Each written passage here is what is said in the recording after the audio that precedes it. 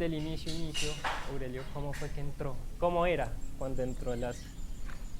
A ver, cuando yo me vinculo a la parte social, digamos, fue cuando era adolescente, casi niño. Ya. Existía aquí en la comunidad un grupo de Juventud Trabajadora Colombiana, que era la JTC, y, y se venían haciendo muchas capacitaciones, se venían haciendo trabajos, o sea, era teórico y práctico, es decir, ¿no? O sea, le daban sus capacitaciones y a la vez le ponían la tarea para ejercerla en la comunidad. Entonces me pareció como importante. Buenas.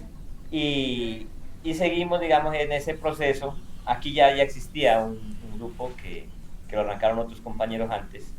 Y se siguió en ese proceso donde se formaban juventudes, grupos juveniles en las diferentes comunidades. Y luego nos articulábamos en unas seccionales en el municipio, y luego habían unas reuniones ya con otros en el departamento, con otros departamentos y todo eso. Entonces se seguía, digamos, como vinculados a ese proceso, trabajando en ese proceso, y como digo, las tareas que se hacían en la comunidad era participar en todos los eventos que se realicen comunitarios. Es decir, trabajar en lo que son las fiestas navideñas, o sea, Juan Pablo. Alberto. Hola, tome asiento. Entonces veníamos haciendo participando en esas actividades. Entonces teníamos como la tarea como de asumir esos liderazgos, ¿no? Entonces el grupo juvenil era el que amenizaba la novena de Aguinaldo, el que estaba al frente, digamos, en la Semana Santa, el que estaba participando en las festividades para recolectar fondos para la comunidad, todo eso. Eso duró hasta el momento que, digamos, le quitaron el apoyo económico a la JTC, y entonces nos dejaron, se puede decir, sueltos, ¿no? Porque ellos tenían unos coordinadores, habían unos líderes que venían a organizarnos acá. Y en ese momento, porque eso era algo que venía con los jesuitas, ¿no? Y luego se acabó eso y quedamos ahí. Se puede decir que el grupo continuaba como grupo juvenil de aquí de Santa Cruz, pero ya desarticulados. Los otros grupos de las otras veredas, pues cada uno siguió su rumbo, así, individuales, y luego hay presencia de la pastoral social. La pastoral social llega también por estos lados y nos hablan también de trabajar organizados, de asumir liderazgos y todo eso, y eso era parecido a lo que nosotros habíamos trabajado antes. Un poco menos político, ¿no? Menos político, digamos, porque en la JTC se hacían análisis ahora pues le decimos contexto, antes era de coyuntura, análisis de la realidad, en esos, pero ya con la pastoral social ya era todo más como a lo católico, a lo religioso. Entonces existían, digamos, dentro de las reuniones un espacio en donde se llamaba, mientras en la JTC se decía análisis de coyuntura, análisis de la realidad, en la pastoral social decía reflexión, ¿no?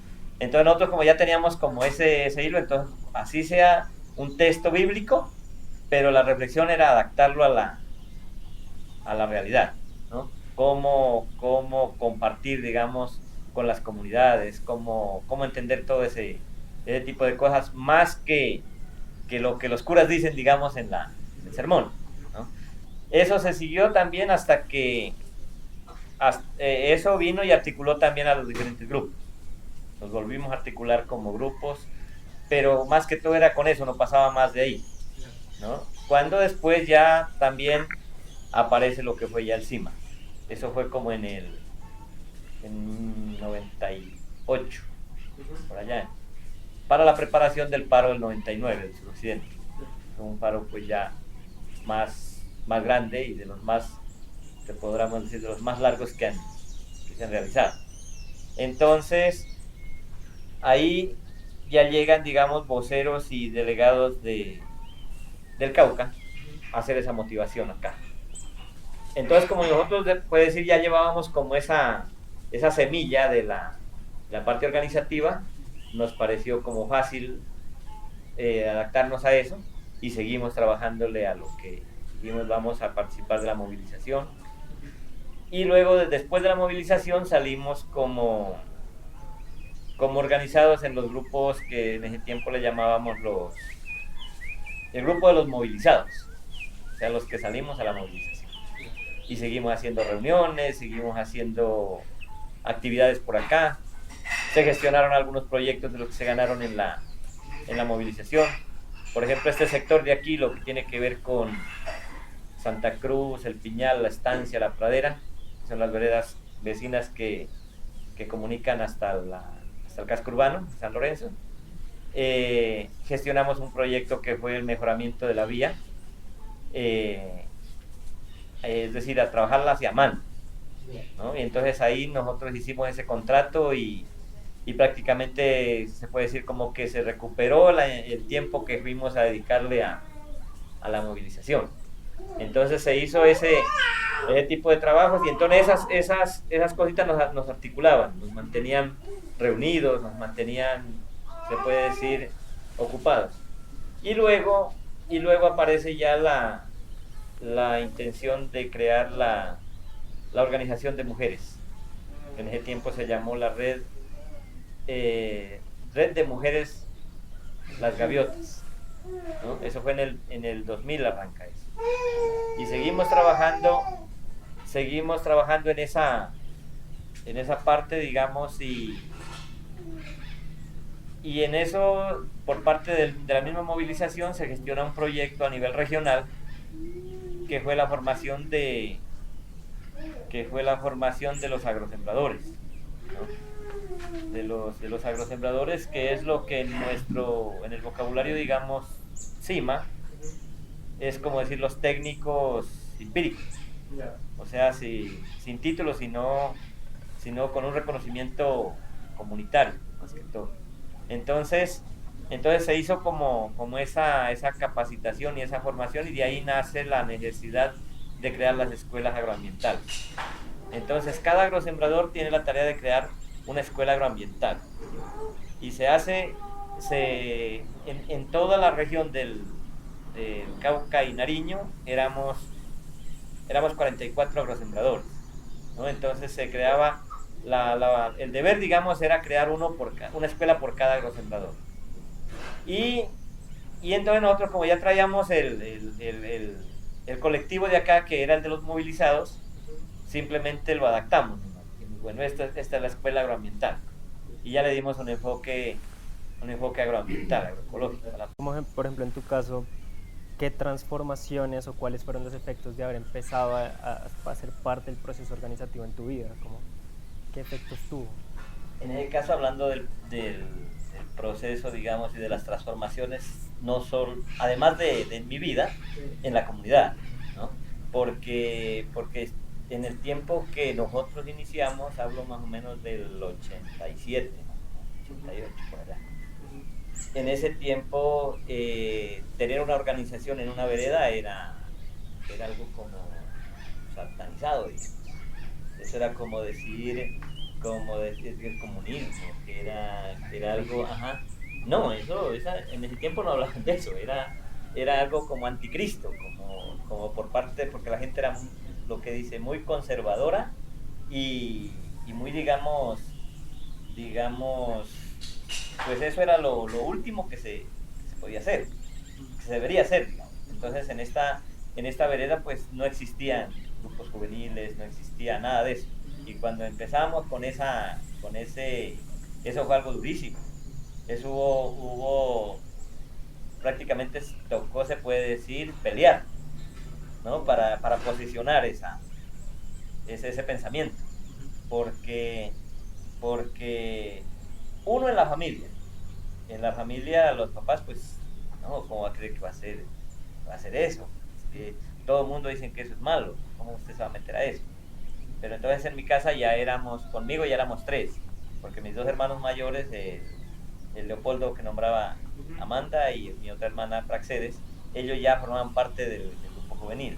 Entonces yo entraba pues como el tercero ahí, entonces a mí ya me quedó un poco más fácil en la familia, ¿no? Pero en la comunidad sí tocaba seguir la lucha. Es decir, en ese momento venía a dirigir acá un cura, que se me olvidó, el padre Gallardo, de aquí de Nariño. Y él era el que venía a hacer, digamos, los encuentros acá, y de todas maneras utiliza la pedagogía, la metodología que utilizaban ellos, los de las dinámicas, pues, ¿no? Para que la gente pierda el miedo y todo. Como a manera de anécdota, la voy a contar ahí. En ese tiempo las mujeres acostumbraban, usaban faldas, ¿no? Falda larga. Y entonces hizo una dinámica que sacar 2 de penitencia, ¿no? 2 de penitencia. Y la dinámica consistía en hacer un círculo en el salón, y los 2 de la penitencia se acostaban en el piso, en el centro del círculo. Y uno era el de la penitencia, el otro era prácticamente como lo que acá le llamamos un payaso, ¿no? Un cómplice, digamos, para despistarlo al compañero ahí. Entonces los demás iban en círculo, circulando hacia alrededor, y cuando en cualquier momento, ellos estaban acostados boca abajo, y en cualquier momento al de la penitencia le pegaban con una vara, ¿no? Y él tenía que adivinar quién le pegó. Y obviamente pues que le echan la culpa pues a los que están en círculo, ¿no? Y el único que tenía la vara era el otro que estaba acostado juntos con él, ¿no? Y en un momento de esos, a lo que él levanta la vara, se atranca la vara en el vestido de una compañera, ¿no? Y ese fue el problema, inclusive hasta echarle piedra al cura, ¿no? Porque es que era un padre satánico que venía y que es que ponía a los jóvenes a que con una vara les alcen el vestido a las mujeres, ¿no? Esa fue como para digamos, aprovechar la oportunidad de ellos, porque no hallaban cómo caerse. Y entonces al padre pues tocó protegerlo ese día, porque la gente, los compañeros del colectivo, del grupo, estábamos en el salón, pero la gente del común estaba por las ventanas mirando, que era lo que se hacía. Y entonces los de allá fueron los que se agarraron a pedrarlo al cura. Y entonces había un presidente de la Junta de Acción Comunal de aquí, que él sí era partidario de las organizaciones y todo eso. Entonces él le tocó denunciar eso, y al señor que le jaló las piedras al padre, él fue a parar a la cárcel. ¿Quién era? Don Maurilio Erasmo, de allá de los Colorados. ¿Y era evangélico o no? No, en ese tiempo echaba piedra. y entonces como digo, como manera de la lucha que se tenía acá. Luego se empiezan las formaciones o las capacitaciones, porque mucha de la gente en ese tiempo no se terminaba ni la primaria, ¿no? O sea, la gente solamente salía de un segundo, un tercero, aunque en ese tiempo la educación era muy, muy buena, digamos, prácticamente, comparada con la de ahora. Pero de todas maneras, pues si hubieran podido siquiera culminar la primaria, hubiera sido pues una formación, digamos, buena para esta zona. Pero entonces el compañero Eduardo Delgado, que ya falleció, él se puso a gestionar, digamos, fue la validación de la primaria. Entonces eso era un programa que había con el ICFES, y se hacía una validación, y la hacíamos los sábados, y salíamos todos a estudiar. Yo sí tenía el quinto de primaria, pero por estar ahí con ellos me volví a meter, ¿no? Me volví a meter ahí, y seguimos, digamos, en ese, pero entonces pasar ahí en el centro, donde están las tiendas, ahí le decimos la cocha, eso era para aguantarse, ¿no? De todo, porque no, que poco de vagos, que tanta cosa, que ustedes será que lo tienen que hacer, que ustedes tal cosa, y eso era desanimante, ¿no? Eso, llegamos a ser 38 integrantes en el grupo, y después quedamos solamente 18, ¿no? Porque la gente la desanimaban de esa manera, ¿no? Y la presionaban, y eso había gente que se dedicaba a eso, como les digo, se iban a decirle al papá de cada uno, que no le permita a su hijo que haga eso, que eso es pecado, y que eso es así. Entonces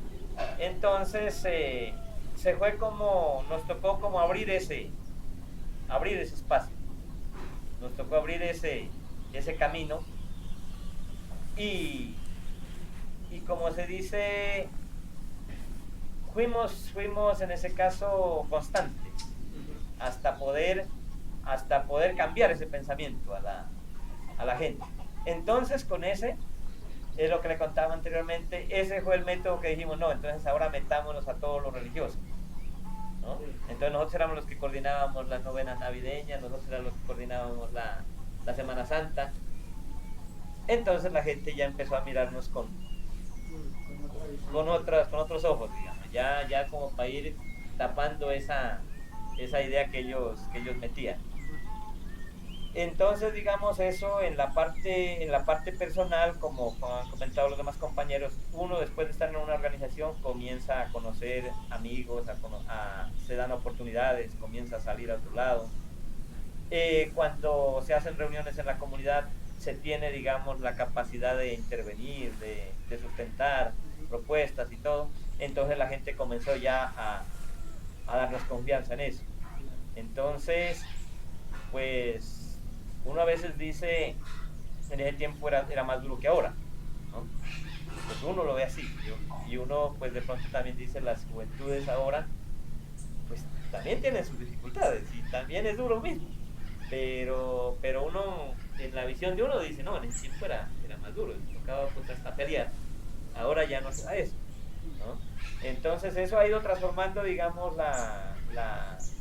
en parte de conocimiento, pero sí de pronto con mucho sacrificio, con mucha dedicación, y en la parte económica sí es un poco difícil. En la parte económica es un poco difícil porque por el hecho de estar, digamos, en una zona o en una región de escasos recursos económicos y dedicarle tiempo a eso hace de que en la parte digamos personal económica no rinde como los demás compañeros de la época, ¿no? Entonces eso hace de que tiene que ser uno muy insistente, muy, ¿cómo se llama? Muy entregado para poder resistir, ¿no? Y teniendo como una convicción para poder, digamos, demostrar que